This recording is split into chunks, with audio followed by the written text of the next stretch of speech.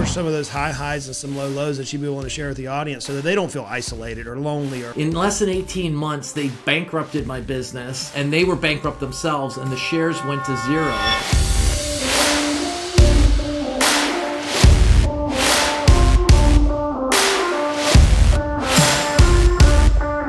And welcome back to the Deca Millionaire Decoded podcast. Friends, we are on a journey.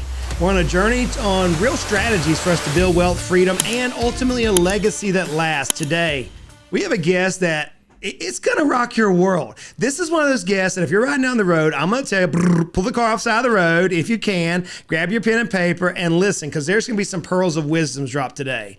This guest not only has achieved Deca Millionaire status, not only has gone through a couple of exits, but he's also an author. And you know the way I feel about authors. I love it when people take their ideas and they condense it down to a simple body of knowledge.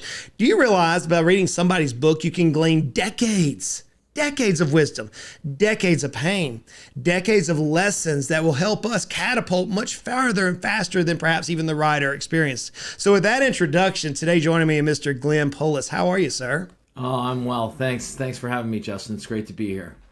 Thank you for that lovely introduction, too. So, well, you know, we business owners are often not celebrated. And the amount of work that I know that you put in your companies and the people that you've impacted along your way, Glenn, just take this as an affirmation from me saying thank you for what you've done in our community and our business community. And I want to glean some wisdom from you. So as we dive into your story, tell me a little bit about who is Glenn?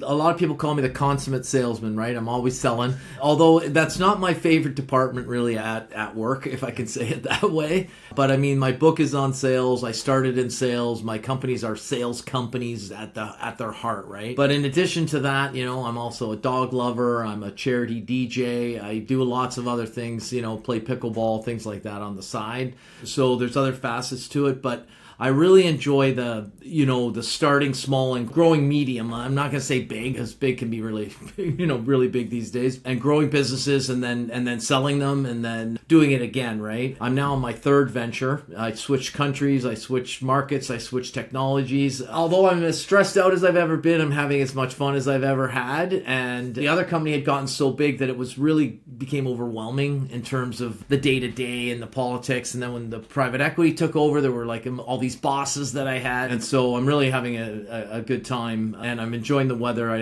I bought a company in Florida that I'm working on growing. I'm from Toronto, and so there's quite a disparity in the weather, at least in the winter, and so I'm loving that too. So I'm interested in this statement you said that I'm working harder, I'm stressed more, but I'm having fun. And Glenn, as I talk to business owners, what I've discovered, and perhaps you would have the same sentiment, is oftentimes we don't do it for the paycheck. We don't do it for the equity. We do it, whatever it is, the journey, the experience. We do it because it's, as you just said, stinking fun. Why do you think that is? Are we just weird as business owners, or is that just the way we're equipped? What are your thoughts? Since the book came out in 2022, I've had the chance to be on some podcasts and get interviewed, and then I had a chance to interview some other people on a podcast I was running for a while, and I realized that some of the just do it nature that we have is, although it comes very naturally to us, it's not something that everyone possesses sort of innately, right? I'm just take the leap, I'll say to people, right? And there are some people that will do it, but the over 90% will not, right? And they just won't. They're just not comfortable. I'm not, casting aspersions on their goals and what have you, but they want to do it, but a lot of times they just won't or don't do it, right? And so it's definitely a rare breed that's willing to take that risk and throw the caution to the wind, right? What's intriguing to me in your story, and I want to dive into your story a little bit, is you've experienced what many might say is a high in business, some high mountaintops. But you've also gone through some low valleys. What I've discovered, Glenn, as I talk to more and more business owners who have reached some pinnacle mark of success, however people might describe you, your success definition is going to be different than my success definition, but we've reached some sort of level of success. It often has charted the course through the high highs and the lows. So as you look back on your journey now for years, for decades, what were some of those high highs and some low lows that you'd be willing to share with the audience so that they don't feel isolated or lonely, or that the pinnacle they're on right now it's just short-lived, man. You're going to be in the valley. right? There's definitely one that definitely takes the cake of them all, and then there's other ones, other bloody noses along the way. But the biggest one was that in 1991, I was 29 and a half, and I approached a company about spinning off a division and starting a company, and that's another story. But fast forward 15 years later, I got approached by a public company in Canada, and this was a household name in the telecom space. Like if you mention the name, people would know it, and so they offered to buy my company and make me almost, not quite, but close to being a decamillionaire in the early 2000s, okay? And so I signed this deal with this public company. I got a little bit of cash. I bought a little sports car, and I went back to work for them as an employee. In less than 18 months, they bankrupted my business, and they were bankrupt themselves, and the shares went to zero. And so I went from I was well off or whatever when I was running the company, but to this multimillionaire status with all these shares in a public company that was well known, to ultimately being, having nothing and having given them my business. And I had to start over, which is where I came up, why I started the second company. And so I lost pretty much everything. And I never really got to spend any of the money because I was an insider. I had so many shares in the business, I couldn't sell them. I was locked in. It was a horrible experience, and people were like, well, how did you get over it, right? And I'm like, well, I didn't have a chance to fester on it because I was too scared of being broke that I had to start over, and I had to just get back at it. And so, and in hindsight, that seems miraculous, but I mean, really, I had family to feed, and I had, stuff to do, and I could no longer rely on all these millions of dollars of shares to lead the way, right? So that was a huge high, low, right? Glenn, that's a story that many business owners, when they've experienced it, they may throw in the towel. That's a powerful story in of itself. I want to dive into the lessons you learned in that story, but you made the statement that I had no other choice. But I mean, you could have gone to work for somebody else, but what made you go back or stay within the business world in that ownership seat? Yeah, this is where it's kind of like funny in a way, but it's like I didn't know how to fill out a resume, but I knew how to start a business, right? Like, honestly, I was so scared of getting a job. It was just like, well, I'm not going to get a job. Like, that's too scary. I'm just going to start a company again. I'm just going to do it again. And I was upset at the way some of the customer service things had evolved after the 18 or so months that they were around. But I had no longer had the control of the steering wheel to the point where I could make these changes or stop the changes, I guess, that were evolving. And so I said, listen, when I do it, I'm gonna build it as the organization as, a formidable competitor in the telecom space, but with the key mantra of always being a pleasure to do business with. And, I don't know why, I just wanted that moniker, and I built the business from the ground up with that as part of its core DNA. And it lasted throughout the entire time that I owned and operated the business, and up until the time private equity took over. And again, now it's evolving, and I'm gone. I don't know how it's changing, but it's definitely changing. And it was really rewarding to be able to do that and to look back on past mistakes and correct them in a new venture and build it a slightly different way, right? So many business owners, they get caught up in this, what I call the trap of success, where, like you did, and I've done, we built successful companies. We were approached by somebody. Then we have a successful exit. I mean, we signed the dotted line. I thought there was going to be pomp and circumstances. Glenn, I honestly thought, I really did. I thought when I signed the document, I was waiting for the angels to appear in the clouds and sing the Hallelujah chorus, right? Yeah. But it didn't happen. Instead, it was like this deep pit in my stomach. This one big win automatically, instantly was like, oh my goodness, did I regret this? Now, in my case, I didn't have the doomsday scenario like you did. Mine was different. But based on your experience, as you've done this now, you exited a company, what's one of the misconceptions that you now hear business owners talk about whenever they're growing their companies for this idea of exiting? Is there misconceptions that you hear, maybe you experience in your own life? Most people don't even really know what an ego is, right? But if you have a business and you're growing and it's changing and you're either like taking on a partner or you're selling the business and you got to hang around for a while or whatever, you need to do a lot of research on what ego is and how it affects you, and so that you can be prepared for these like cathartic changes that are going to happen to you that are really like difficult to manage and navigate through. And it's like, no, I'll be fine. I've got the money. Let me do my own shopping. I'll be just, but it's like, they come in and they say like, no, we don't like the orange and black logo. We're going to change it to blue and green. Right? And you lose like sleep over that for like weeks. Right? Because it's like your color palette was, and I'm just exaggerating for effect, but it's true, right? They come in, they change the logo, they change everything. They change your font, they change your bank, they change your, everything, the way you do everything. And it's like, well, wait a minute, this wasn't broken. Why are you trying to fix it, kind of thing, right? And it really hits your ego, and that's the hardest thing to manage. And, the other thing is you want to limit the amount of time you hang around in a venture that you're selling, right? And I think the magic's probably 12 to 18 months. I stayed for 3 years. It was too long. It wasn't overly too long, but it was like right upon the edge of absolutely too long, right? And I should have managed it a little bit sooner. And it worked out in the end. It was fine. But like I said, 12 to 18 is probably the sweet spot. You can pass over all the magic.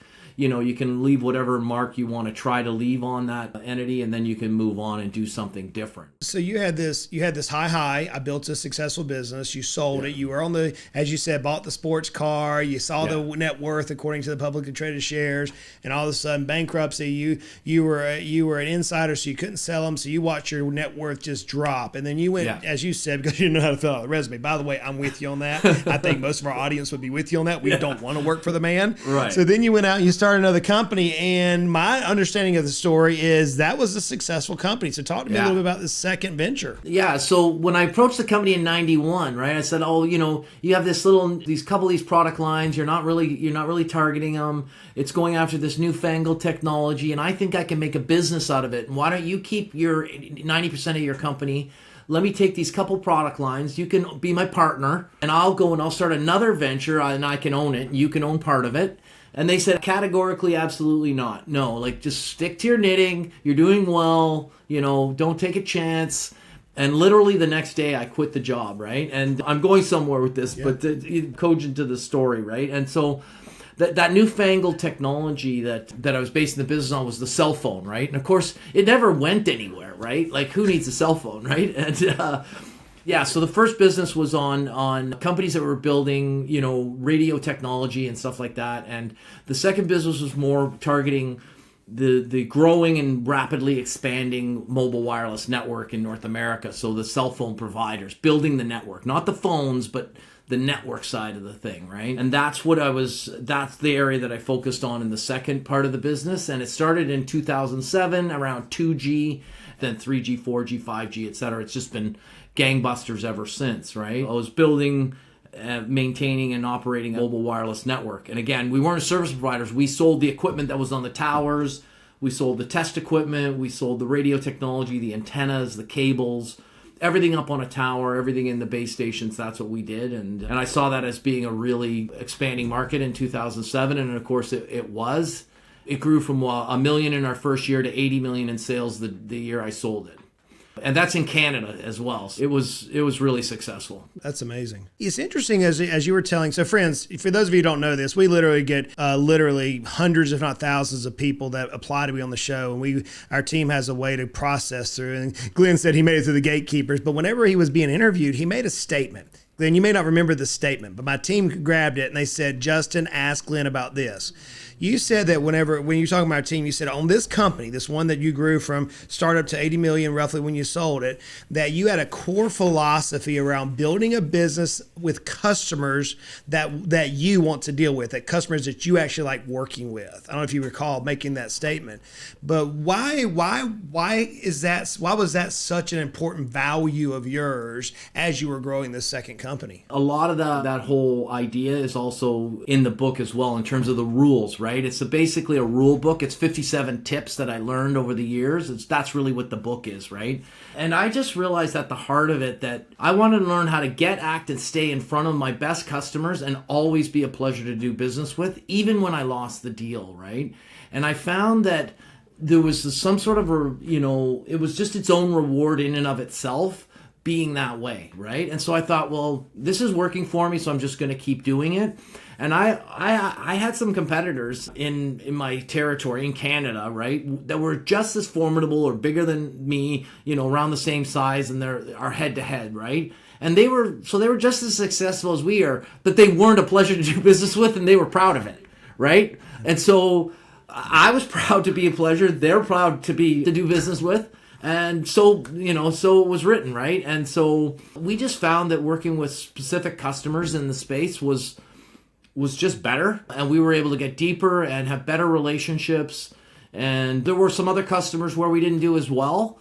And so it just became built into everything that we do, right? And the one of the golden rules that I always share is like, quantify this for me. What does it mean to be a pleasure, right? Was a rule that I instituted very early on, which was that I gave every single person in the business, right down to the guy who opens the door in the warehouse, right, a dollar value. He had $100. The other people had 1,000. Some people had 5. Some people had 10,000. Where they could solve any customer problem instantaneously without bothering anyone else other than themselves, up to their limit.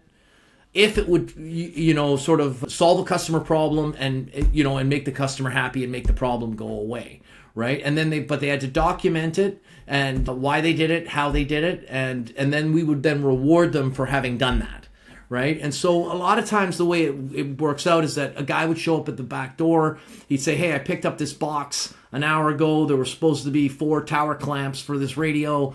There's only 2, right? And they're $40 each, and the warehouse guy says, well, 40 times 2 is 80, and my limit's 100.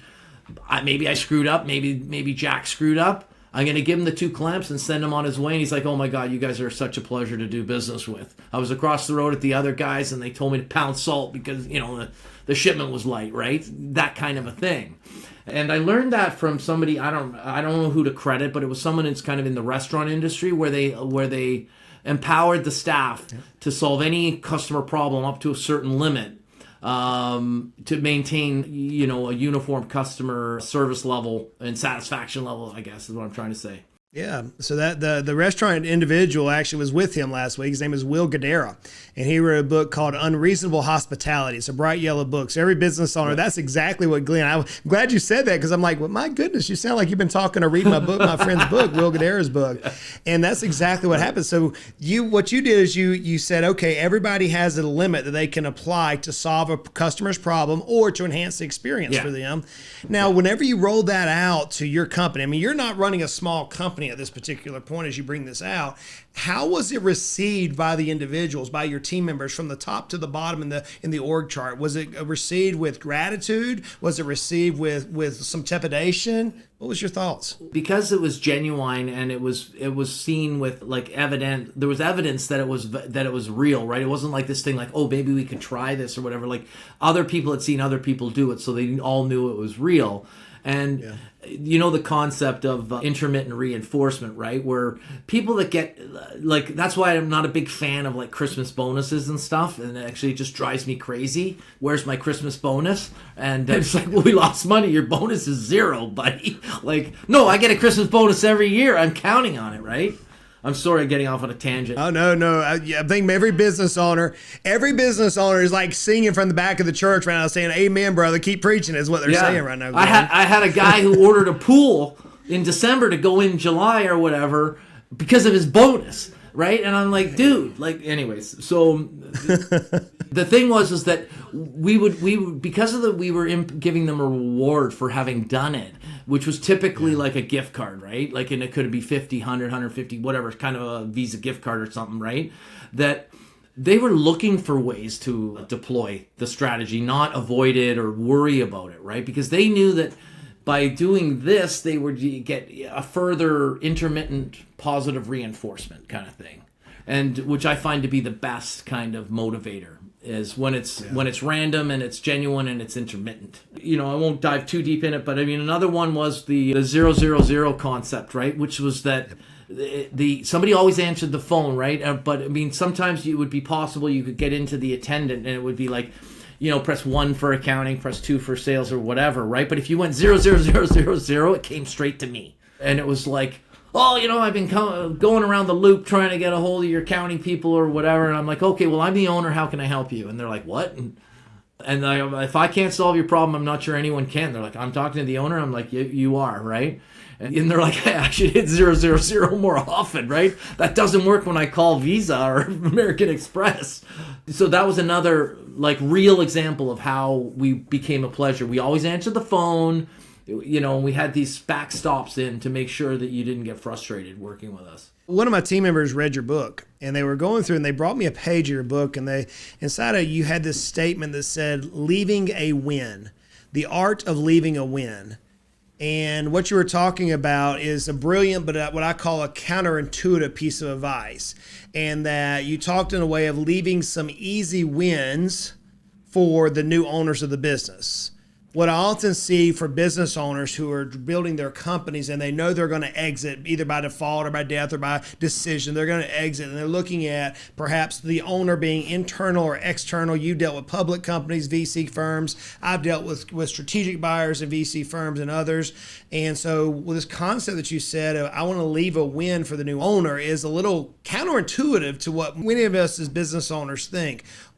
Why is that one of the principles that you deploy and actually wrote about a little bit inside your book? That's not what I thought you were going to ask me about. I thought you were going to talk to me about the losing quickly one, but... I know. I didn't go there because I was prepared for it. I learned this kind of the hard way, right? Because, I was very geeky in the business about adopting, the technology into every aspect of the business where it could be deployed and improved. In other words, we had a really good ERP system and we had hundreds and hundreds of automations built in, right?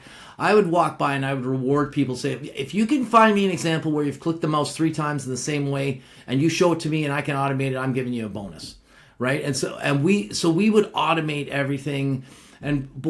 So we had a really solid ERP system. We ran on EOS, which many people do, entrepreneurial operating system. We had the right people in the right seat, structure first, people second, right person, right seat, all that stuff, right?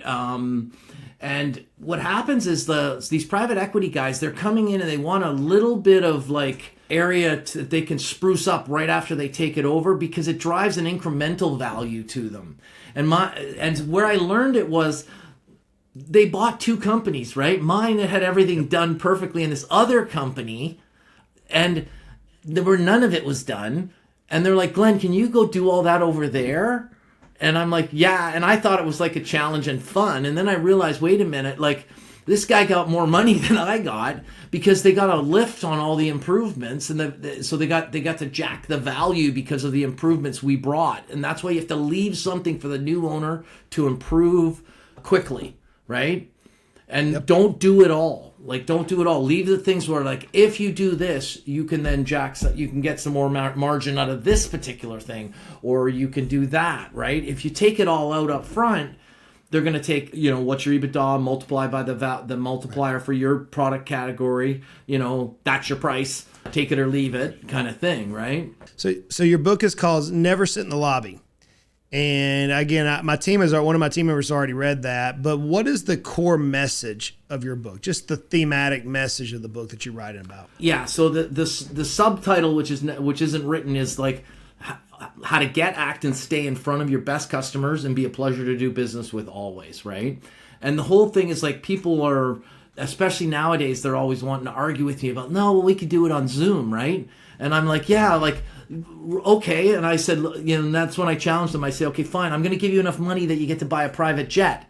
And I'm going to give another guy a private jet as well. Now, the other guy, I'm going to pick him up in a Bugatti, right? I'm going to drive him to a private airport, right? He's going to get met by the flight attendants, going to have champagne in hand. They're going to walk into the plane, introduce him to the pilots. They're going to fly him to Miami for a lunch, Brickell or something, have a wonderful lunch, learn all about the plane, fly him home, and then sell him a $20 million jet.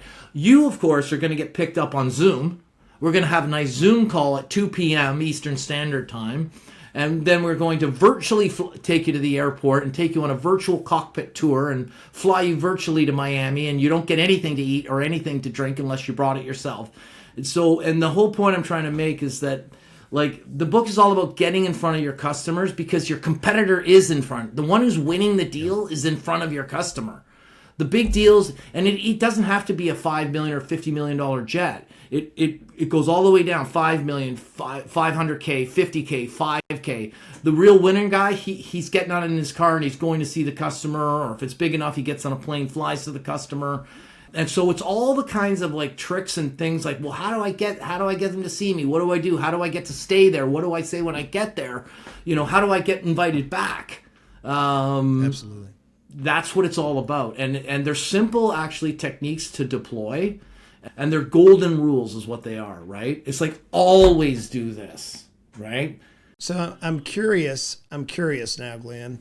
So you had this monumental start. You grew a company, sizable revenue, sold to a public company, having the accolades, had the ego, because I've been there. Most of us who are successful, It all falls apart. Boom, you hit rock bottom, pretty low. I think many people here in this conversation today would like, dude, if that happened to me, I'm not sure what I would do. And here you said, I can't build a resume, so I'm going to start another company. You grow it to now 10 figures in 8 figures in revenue, $80 million in top line revenue, give or take. You end up going through that exit, and then now here you are, yet on a podcast still.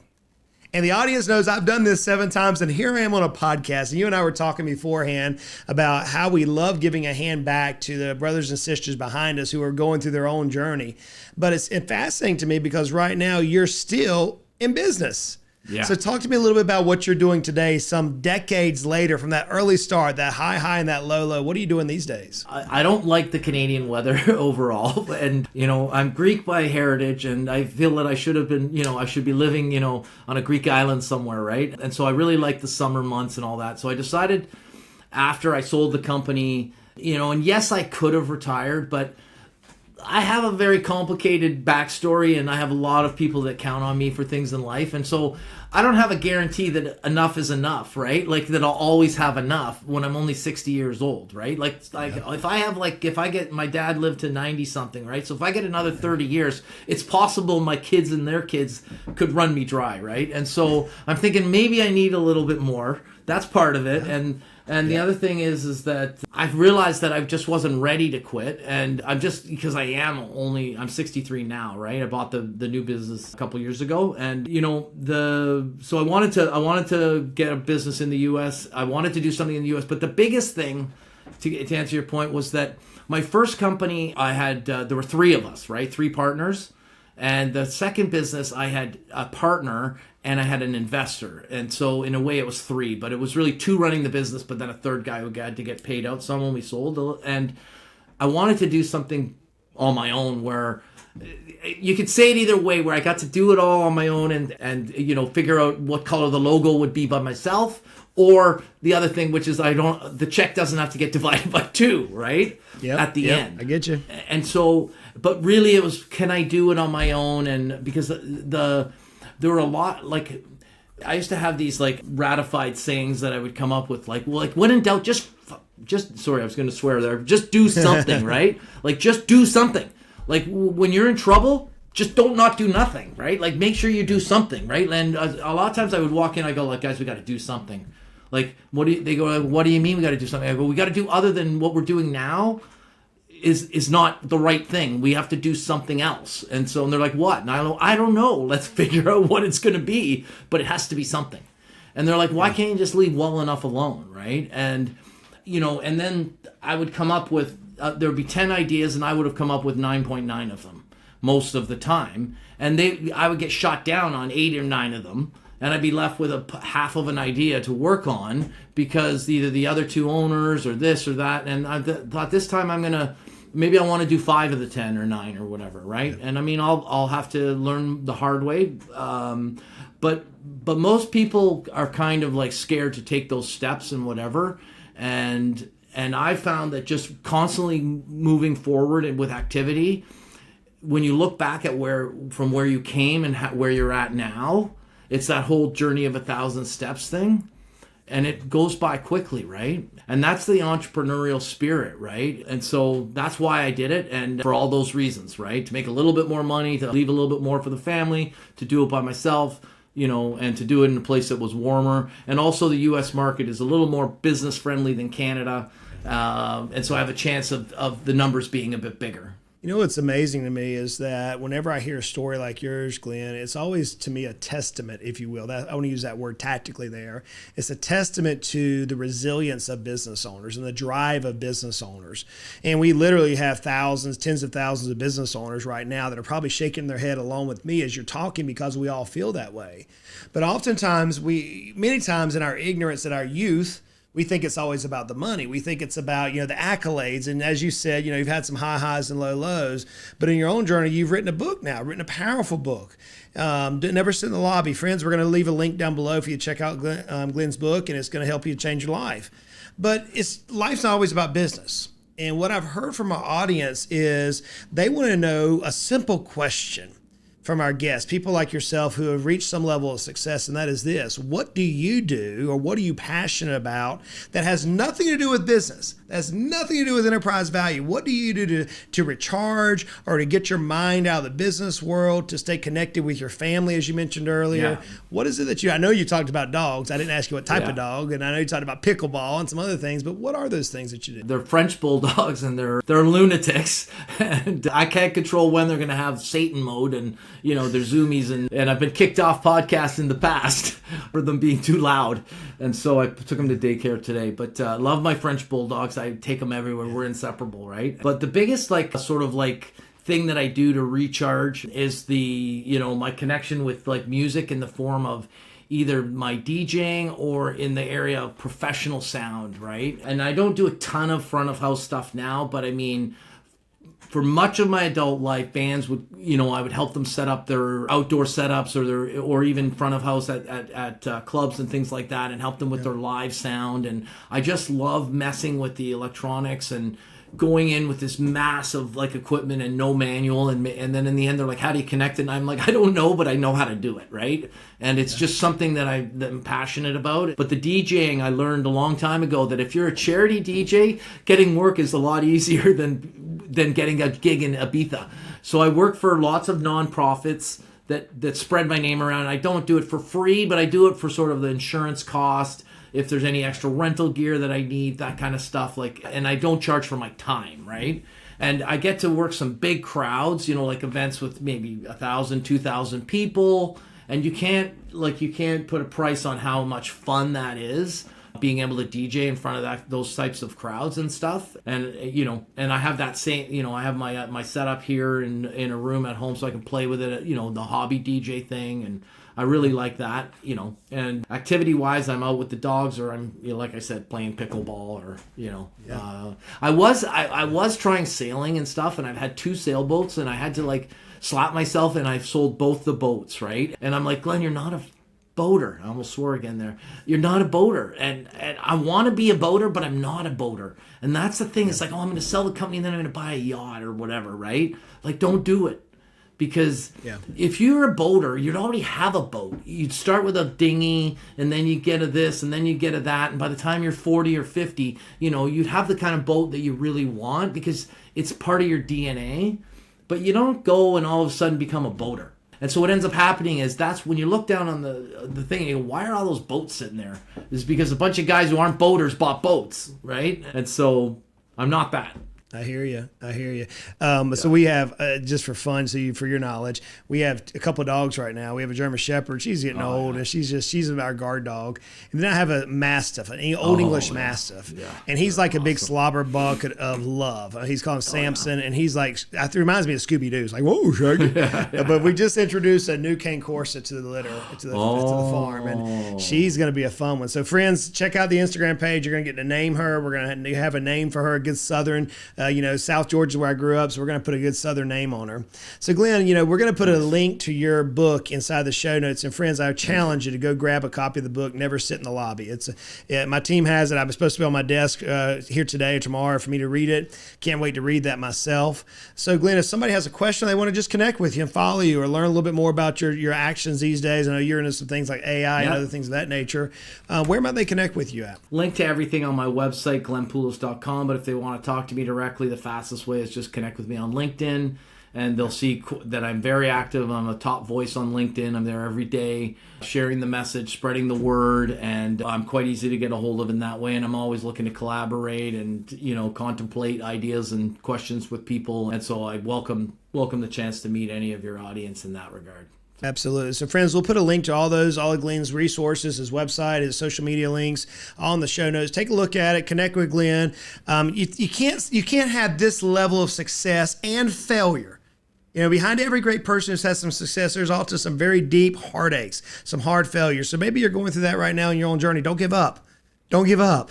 Glenn's sitting here as a testament. I'm sitting as a testament of two, I'm going to say a country boy and a Canadian who did our very best through all of our own excuses and all of our own failures. And we just stayed tenacious. We stayed resilient. We pushed through the fray. We pushed through the challenges. And ultimately, through our own, oftentimes dumb luck, and just chasing the ball. I'm telling you, just from one country boy to another out there's nothing special about Justin Goodbread. And I know Glenn well enough now to spending about an hour with him. There's nothing special about Glenn. We're just country folk and just men who put our pants on the same way everybody else does. So whatever you're facing right now, don't let it take you down. If you're facing that right now, connect with somebody like Glenn on LinkedIn, reach out to him and say, hey, Glenn, speak in my life a little bit. I know a man of this character would. I know someone of my character would. We want to see you succeed. So take the story, take it and apply it to your life, no matter where you're at. Maybe you're at the high. Maybe at that high that Glenn was mentioning. You bought the sports car, you just accomplished something, man, in a moment's notice, something could happen that you didn't foresee, and it could devastate your life. What are you going to do when that happens? That's the journey that we're on through the Deck of Millionaire Decoded podcast. So Glenn, man, thank you so much for being vulnerable and just sharing your heart, reaching back to our audience now. I know you're going to have some people that you can impact. I can't wait personally to read your book. Thanks for coming on the show today, man. Appreciate it. Thanks, Justin. Very great to be here. Thank you. So friends, until next time, y'all go out and make it a great one.